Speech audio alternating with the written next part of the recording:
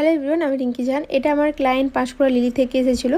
এটা 2 বছর আগে 2বার স্ট্রেটনিং হয়েছিল, কিন্তু সেরকম স্ট্রেটনিং লুকটা দেখতে পাইনি, বাট চুলটা খুব সুন্দর হেলদি ছিল।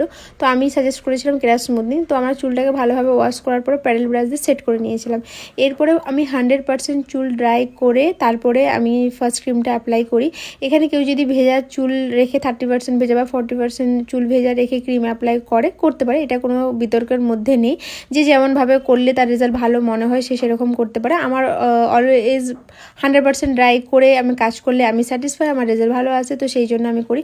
আর এখানে কিন্তু একদমই পাতলা পাতলা সেকশন নিয়ে ক্রিম অ্যাপ্লাই করতে হবে। আর যতবার ক্রিমটা আমরা অ্যাপ্লাই করব সেটা কিন্তু বারবার আমরা চিরুনি দিয়ে কোম করব। কোম করতে করতে আমরা কিন্তু ক্রিমটা অ্যাপ্লাই করব। ফার্স্ট ক্রিম অ্যাপ্লাই করার পরে আমরা কিন্তু ওয়াশ করে নিয়েছিলাম, সেই ভিডিওগুলো নেওয়া হয়নি। আর এতটা পাতলাভাবে চুল নিয়ে আমাদেরকে মেশিন চালাতে হবে। একটা চুলেতে আমরা 8 থেকে 10 বার কিন্তু মেশিন চালাবো।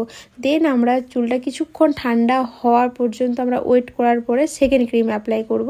সেকেন্ড ক্রিমটা সেমভাবে আমরা সেকেন্ড ক্রিমে যেহেতু খুব ভালো তাড়াতাড়ি করে রেজাল্ট আসে, তো সেই জন্য আমরা একদম পাতলা পাতলা সেকশন করব। 10 থেকে 15 মিনিটের মধ্যে ক্রিমটা অ্যাপ্লাই করব। অ্যাপ্লাই করার পর আমি এখানে ওয়াশ করে নিয়েছিলাম। আর এটা হলো ফাইনাল রেজাল্ট। সবাই দেখে জানিও কেমন লাগলো।